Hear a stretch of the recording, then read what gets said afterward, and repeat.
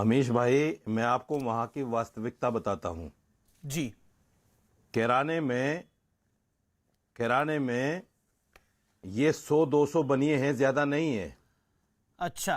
और ये इनकी छोटी छोटी दुकानें हैं और आज ये लोग करोड़पति हैं। मुसलमान इन्हीं से सामान खरीदता है, तो हर कहना क्या चाह जरूरत रहे की हैं चीज इन्हीं से लेता है।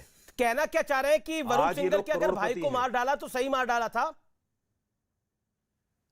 नहीं, वरुण सिंघल के भाई को देखिए, आपने 40 सेकंड का टाइम दिया है तो मुझे 40 सेकंड सुनिए, बीच में टोकिए मत। दिए आपको ये आपके अंदर बहुत बड़ी कमी है कि टाइम देके टोक देते हैं। देखिए, वरुण सिंघल के भाई को जिन्होंने मारा है वो इन्होंने खुद बताया है कि वो बदमाश गुंडे, यूपी में बदमाश गुंडे थे पहले, इसमें कोई दो राय नहीं है। और हर जगह रंगदारी की बात होती थी, हर जगह फिरौती ली जाती थी। तो इसमें किराने को क्यों टारगेट किया जा रहा है कि साहब किराने में ही होती थी? अक्सर ये पश्चिमी उत्तर प्रदेश का जो हिस्सा है, इसमें यह काम अक्सर होता था और सभी जिलों में होता था। एक धर्म विशेष के लोग ही हिंदू ही क्यों पलायन वहां से कर रहे थे? हिंदू ही पलायन वहां से क्यों कर रहे थे? पलायन किसी ने नहीं किया, किसी ने पलायन नहीं किया। पलायन को झूठा मुद्दा आप बना रहे हैं। मैं भी सहारनपुर से आके दिल्ली बैठा हूं और यूपी में 22% मुसलमान, 22% यूपी का आदमी है, 22%।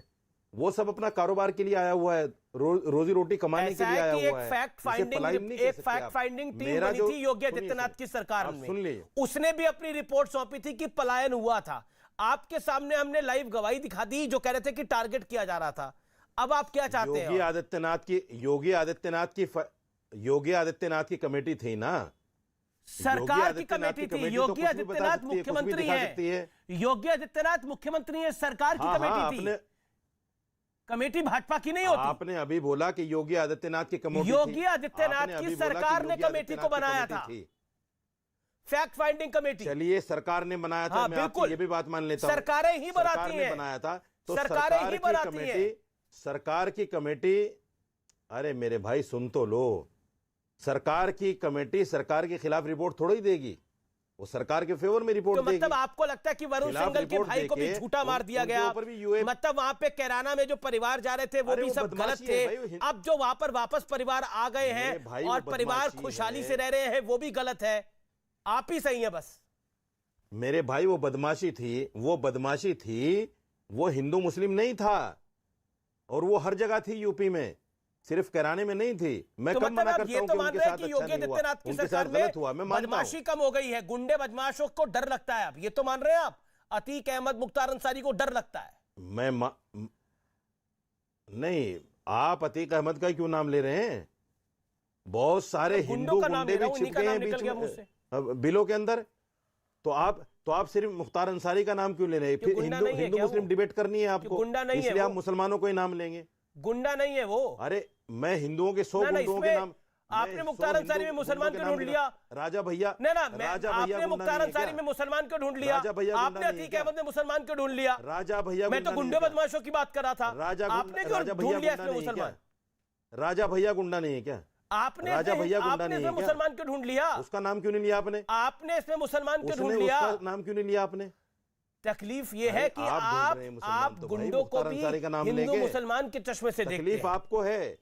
और कैराना के अंदर जहां पर जहां पे धर्म के आधार पर पलायन करवाने पर, धर्म के आधार पर पलायन हुआ, उसको आप ठंडे बस्ते में डालना चाहते हैं और कहना चाहते हैं मामूली सी लॉ एंड ऑर्डर की प्रॉब्लम बात याद रख लीजिए। तो लॉ एंड ऑर्डर की प्रॉब्लम थी तो सारे हिंदू ही परेशान हो रहे थे क्यों? ऐसा क्यों? एक बात याद रख लीजिए, आपको खुदा भी माफ नहीं करेगा, आपको भगवान भी माफ नहीं करेगा। जिस तरह की डिबेट आप करते हैं ना, हाँ, आप तो ना बिल्कुल, हमें तो ईश्वर माफ नहीं करेगा, लेकिन उनको ईश्वर जरूर सजा देगा जो इस देश के अंदर सेकुलरिज्म का चश्मा डालकर एक तरफा बात करते हैं। बदमाश से कम नहीं, लॉ एंड ऑर्डर की बात करना उन बदमाशों से कम नहीं है। हाँ, बिल्कुल, बदमाश कौन है दिख रहा है, आप भी उन बदमाशों से कम नहीं है। हाँ, बदमाश कौन है दिख रहा है, आप भी उन बदमाशों से बदमाश कौन है दिख रहा है। मौलाना रशीदी कौन दहशत फैलाना चाहता है? कौन कहता है कि मंदिर जिस दिन बन रहा था कि मंदिर को हम तोड़ देंगे, मंदिर को तो हम तोड़ देंगे? कौन दहशत फैलाना चाहता है वो सब जानते हैं। माशाल्लाह, बदमाशी आप भी फुल कर रहे हो। जब तक बीजेपी सरकार है फुल बदमाशी सवाल करोगे आप, पूछने में और आपको चलेगी बदमाशी आपकी। दिख रही है, करो, सवाल करो, पूछने में आपको बदमाशी दिख रही लेकिन है। आपको खुदा और भगवान भी माफ नहीं अरे करेगा, याद अरे रख लेना। अरे आपको खुदा और भगवान अरे भी माफ बिल्कुल नहीं करेगा। बिल्कुल बिल्कुल और आपकी आने वाली नस्लें, आप जो कह रहे हैं, और आने वाली नस्लें तुम्हें मतलब गालियों से कमाल याद है, करेंगी और अब भी कमाल कर है। रही हैं। मुझे आप तुम्हें खुदा के गालियों नाम से पे याद डरा करते रहे हैं हैं। सब। अच्छाई से अतीक कोई और याद नहीं करता तुम्हें। अतीक पत्रकार और बहुत हैं, अमीश देवगन पत्रकार बहुत अरे हैं, मैं तो लेकिन अच्छाई से कोई मेरे को आपका नाम आपसे नहीं लेता। पत्रकारिता नहीं इस पर भी सीखनी। सोच लो कभी। अतीक अहमद और मुख्तार अंसारी पे सिर्फ एक आपसे पैसा ही- शब्द पैसा नहीं ही सब निकला कुछ नहीं है। और मुझे खुदा से डरा रहे हैं। सिर्फ पैसा ही सब कुछ नहीं अरे भाई साहब। एक सेकेंड, देखिए सुनो, पैसा देखिए ही सब मौलाना कुछ नहीं रशीदी, है। मौलाना रशीदी, पैसा जब जवाब कमाने ना के हो लिए तो इस तरह की बदमाशी में हल्की मत बातें आओ, नहीं करनी गुंडई में मत आओ। चाहिए। जब जवाब और ना हो जब तो इस तक तरह ये की हल्की सरकार बातें है। नहीं करनी चाहिए। जवाब नहीं है तुम्हारे पास, जवाब नहीं है तुम्हारे पास, और यहां पे खुदा के नाम पे डरा रहे हो। सुधांशु त्रिवेदी, अभी वरुण सिंघल को हमने लाइव सुना, लाइव गवाही को सुना, जवाब। देखिए, हम लोग किसी भी विषय को राजनीति नहीं सैद्धांतिक दृष्टि से देखते हैं। अभी मौलाना साहब को इस बात को लेकर बड़ी तकलीफ हो रही थी। मैं ये कहना चाहता हूं, ये मामला सिर्फ कैराना का नहीं है, मामला सिर्फ पश्चिमी उत्तर प्रदेश का नहीं है। मैं उदाहरण देना चाहता हूं। इसी भारत में एक गांव है कोलतार, जिला पेरंबूर, स्टेट तमिलनाडु। वहां पे मुसलमानों ने कहा कि 70% उसकी उन गांव में आबादी हो गई है, तो मंदिर में पूजा पाठ बंद हो जाना चाहिए, घंटे घड़ियाल बंद हो जाने चाहिए, उससे उनकी धार्मिक भावना आहत होती है। और तमिलनाडु की सरकार झुक गई, और बाद में मद्रास हाईकोर्ट ने हस्तक्षेप किया, तब जाके वहां पूजा हो पाई।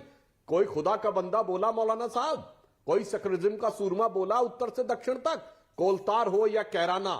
दुर्भाग्य यह है कि जो मुसलमानों में आपराधिक मनोवृत्ति के लोग हैं, आपराधिक प्रवृत्ति के लोग हैं, उन्हीं को संरक्षण दिया जाता है। और यह अकेला कैराना नहीं है मौलाना साहब, चाहे असम का धुबरी बरपेटा हो या बंगाल के मालदा से लेकर केरल का मल्लापुरम तक।